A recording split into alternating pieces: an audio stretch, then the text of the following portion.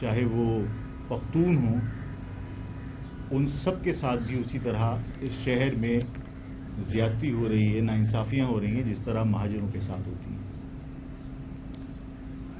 اس شہر میں پچھلے سال 750 لوگ اس ہیوی ٹریفک کی زد میں آ کر لوگ جاں بحق ہوئے،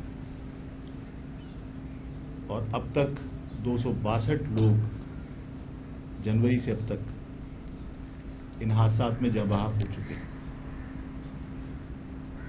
میں نے جب ڈمپر کے حوالے سے حکومت سے درخواست کی کہ ان ڈمپرز کو، ان واٹر ٹینکرز کو، جو آپ کے موٹر وہیکل ڈپارٹمنٹ کے جو اسپیسیفکیشن ہے اس کے مطابق ان کو فٹنس سرٹیفکیٹ جاری ہونے چاہیے، ان کی رجسٹریشن چیک ہونی چاہیے، ان کے ڈرائیورز کی فزیکل فٹنس ضروری ہے، اس کے بغیر اس شہر میں ان کو آنے سے روکا جائے، جس کی وجہ سے یہاں لوگ جاں بحق ہو رہے ہیں، حادثات کے اندر ان کی جانیں جا رہی ہیں۔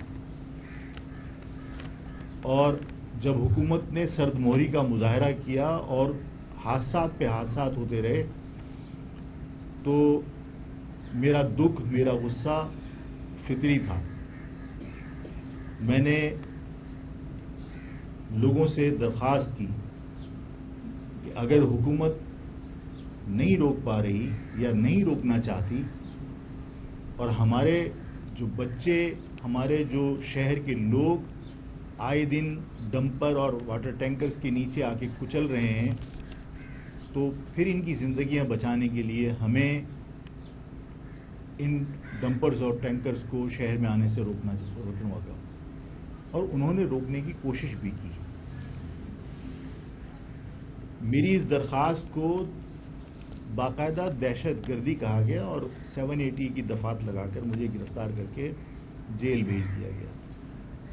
میں نے پہلے بھی عرض کیا تھا کہ جو لوگ جاں بحق ہوئے ہیں ان کے دکھ سے، ان کی تکلیف سے میرا اور بہت سارے درجنوں لوگ جو گرفتار کیے گئے، ان کی گرفتاری میں جو تکالیف ہوئیں، وہ تکالیف ان تکالیف کے مقابلے میں کچھ بھی نہیں ہے جو خاندان جن کے پیارے جاں بحق ہو گئے وہ لوگ اس تکلیف کو برداشت کر رہے ہیں۔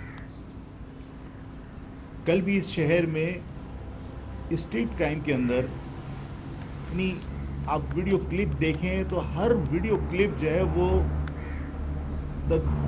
دل کو بے قابو کر دیتی ہے کہ یہاں کھلے عام ایک باپ کو اسٹریٹ کرائم کے اندر ڈکیت جو ہے وہ گولی مار رہے ہیں، اور اس کا چھوٹا معصوم بچہ پتھر اٹھا کر پتھر سے اس ڈکیت کو مار کے اپنے باپ کو بچانے کی کوشش کر رہا ہے۔ وہ بے بسی کے عالم میں جو کر سکتا تھا اس معصوم بچے نے کیا، لیکن کسی گورنمنٹ کو ان معاملات کو روکنے میں کبھی کوئی دلچسپی مجھے نظر نہیں آئی۔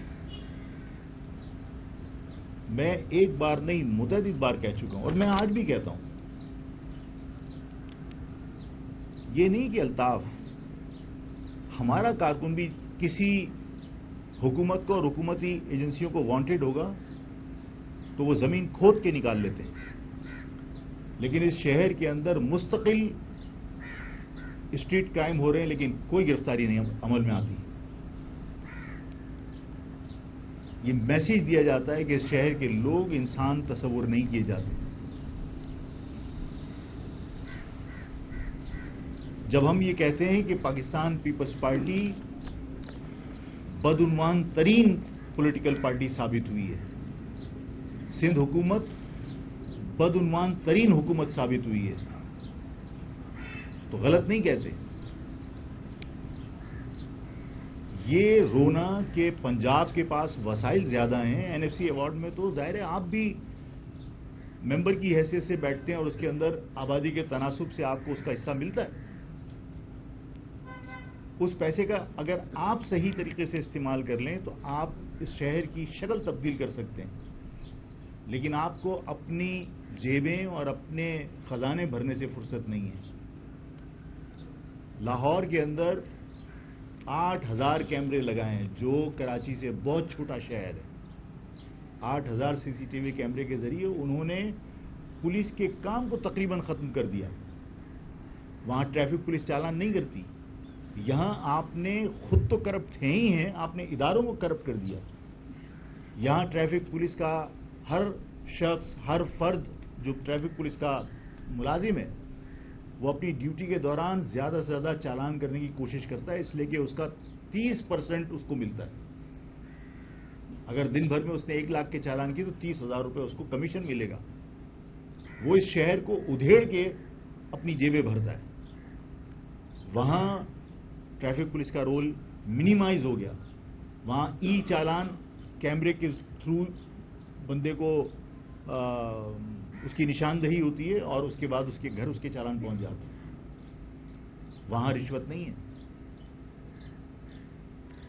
میں وہاں کی ترقی پر بعض اوقات جیلس ہوتا ہوں، اور میں یہ بھی بعض اوقات غصے میں کہتا ہوں کہ یہ میرے پیسوں سے لاہور کے اندر ڈیولپمنٹ ہو رہی ہے یا اسلام آباد میں ڈیولپمنٹ ہو رہی ہے، میرے شہر کے اوپر کیوں نہیں ہو رہی؟ ٹھیک ہے، میں وفاق سے بھی شکوہ کرتا ہوں، لیکن اس سے زیادہ قصوروار، اس سے زیادہ ذمہ دار مجرم کی حیثیت سے اس شہر کی پیپلز پارٹی ہے کہ پیپلز پارٹی ان تمام وسائل کو اپنے ذاتی مفادات کے لیے استعمال کرتی ہے. اس کے علاوہ اس نے شہر کے مفادات کے لیے کام نہیں کیا. میں نے کہا تھا کہ شہر کھود کے رکھ دیا. جو پروجیکٹ 6 مہینے میں کمپلیٹ ہوتا ہے وہ 3 سال تک اس کو پرولونگ کرتے ہیں، تاکہ جو آج آپ نے اسٹیمیٹ اس کا نکالا ہے وہ 6 گنا بڑھ جاتا ہے. جو پروجیکٹ آپ نے 6 ارب کے اندر اسٹارٹ کیا تھا وہ 36 ارب پہ آپ لے کے چلے جاتے ہیں. اور سب کو معلوم ہے کہ کمیشن ڈیولپمنٹ سے پہلے ٹینڈر دیتے وقت ہی وصول کر لیا جاتا ہے. اور ظاہر ہے کہ میری اس گفتگو کے بعد کہا جائے گا کہ لاؤ ثبوت لاؤ. جو میں نے کہا تھا کہ حالت یہ ہے کہ ہمارا الیکٹرانک میڈیا کے جو مالکان ہیں، میں جرنلسٹوں کی بہت قدر کرتا ہوں کہ یہ لوگ صبح سے شام تک بھاگے پھر رہے ہوتے ہیں اور محنت کرتے ہیں اور کھود کے خبریں لے کر آتے ہیں. لیکن وہ خبریں اگر حکومت کے خلاف ہوں اور سچائی پر مبنی ہوں تب بھی مالکان اس کی اشاعت یا اس کو براڈ کاسٹ کرتے ہوئے ڈرتے ہیں. اس کی وجہ یہ ہے کہ ظاہر ایڈورٹیزمنٹ کی مد میں جو پیسے آنے ہوتے ہیں وہ بغیر گورنمنٹ کی مرضی کے نہیں آتے، اور سب جانتے ہیں. اور میں نے کہا تھا، میں کھلے عام آج بھی کہتا ہوں کہ جو ایڈورٹیزمنٹ کی مد میں گورنمنٹ ہمارے اخبارات کو اور الیکٹرانک میڈیا کو پیسے دیتی ہے، وہ اس کا ایڈوانس میں اگر پیمنٹ نہیں کرے تو آپ اپنا چیک وہاں سے نہیں اٹھا سکتے. ان حالات کے اندر یہاں کے لوگ کس کے سامنے جا کے شکوہ کریں؟ میں نے پچھلی پریس کانفرنس میں کورٹ کمانڈر سے بھی ریکویسٹ کی کہ اللہ کا واسطہ یہاں رینجرز موجود ہے، آپ رینجرز ظاہر لا اینڈ آرڈر مینٹین کرنے کے لیے کیوں آئی تھی؟ کیا یہاں زمین کی پالک کوئی خراب ہو رہی تھی اس کو صحیح کرنے آئی تھی؟ یہاں لگی ہوئی مولیاں صحیح کرنے آئی تھی؟ انسان بچانے کے لیے آئی تھی رینجرز کہ یہاں انسانی جانیں ضائع ہو رہی تھی. کسی پولیٹیکل اگر یہ تاثر جائے کہ بھائی صرف مقصد یہ تھا کہ بھائی ٹھیک ہے کسی پولیٹیکل پارٹی کے خلاف آپ نے آپریشن کرنا تھا، تو ظاہر ہے یہ تاثر غلط جائے گا. آج بھی تو انسانی جانیں ضائع ہو رہی ہیں، اور اگر پیپلز پارٹی اپنی ذمہ داری پوری نہیں کر رہی تو کیا رینجرز کی تعیناتی نہیں ہو سکتی کہ اس شہر کے اندر کوئی ہیوی ٹریفک جو گورنمنٹ کی اسپیسیفکیشنز ہیں، جو فٹنس سرٹیفکیٹ ہے، اس کے بغیر نہیں آئے گی؟ کتنے حادثات کو روکا جا سکتا ہے؟ ظاہر ہے کہ ہمارے اداروں کی ذمہ داری. اور میں نے کہا تھا کہ لوگ اداروں سے توقعات رکھتے ہیں، لوگ ان پر فخر کرتے ہیں کہ سیلاب اور قدرتی آفات کی موقع کے اوپر یہی ادارے عوام کی مدد کرتے ہیں. تو اس وقت کراچی جو ہے وہ ایک آفت زدہ علاقہ ہے. تب کسی شہر میں جنوری سے اب تک اگر 261 باندھے 262 لوگ مر جائیں تو چھوٹا واقعہ تو نہیں ہے. پچھلے سال 750 لوگ جو ہے وہ حادثات کے اندر مرے، کوئی چھوٹا واقعہ تو نہیں ہے. غزہ کی پٹی کے اوپر اسرائیل بمبارڈمنٹ کر رہا ہوتا ہے، پورے دن بمبارڈمنٹ کے اندر جو ہے وہ 30 آدمی 35 آدمی وہاں جہاں بحق ہوتے ہیں. وہ دکھ کی بات ہے. لیکن یہاں تو کوئی جنگ کے حالات نہیں ہیں، یہاں تو کوئی دشمن سے ہمارا مقابلہ نہیں ہو رہا. ہم اس شہر میں سیفلی موو نہیں کر سکتے. موٹر سائیکل والا جب نکلتا ہے تو ماں باپ، پہلے ایک زمانہ تھا کہ جب ہر وقت حالات خراب تھے تو اس وقت گھر سے نکلتے ہوئے لوگ امام ضامن باندھ کے بھیج دیا کرتے تھے. لوگ ٹیلی فون پہ بچوں سے اسکول جاتے وقت رابطہ رکھتے تھے کہ بیٹا کہاں تک پہنچے. آج حالت یہ ہے کہ کوئی اپنے روزگار کے لیے نکلتا ہے تو بیوی اپنے شوہر اپنے سہاگ کے لیے صبح سے شام تک پریشان ہوتی کہ موٹر سائیکل پہ نکلا ہے وہ. یہ شہر اس قابل نہیں چھوڑا آپ نے. ان حالات کے اندر کہ کوئی محفوظ نہیں ہے ان حالات کے اندر کہ اس شہر کا پانی پیپلز پارٹی کی سرپرستی میں پانی کی مافیا، واٹر ٹینکر مافیا بیچ رہی ہے. 30 سال سے واٹر ٹینکر کے ذریعے پانی بیچا جا رہا ہے. پورا سائٹ ایریا اور کورنگی انڈسٹریل ایریا جو ہے اس کو پانی بیچا جا رہا ہے اور پر گیلن کے حساب سے میٹر لگے ہوئے ہیں پرائیویٹ مافیا کے. واٹر بورڈ کے میٹرز نہیں ہیں، پرائیویٹ واٹر پانی کی جو مافیا اس کے پرائیویٹ میٹرز لگے ہوئے ہیں. پر گیلن کے حساب سے چارج کرتے ہیں، اربوں روپیہ پر منتھ وصول کیا جاتا ہے. اس کاروبار کی سرپرستی کون کر رہا ہے؟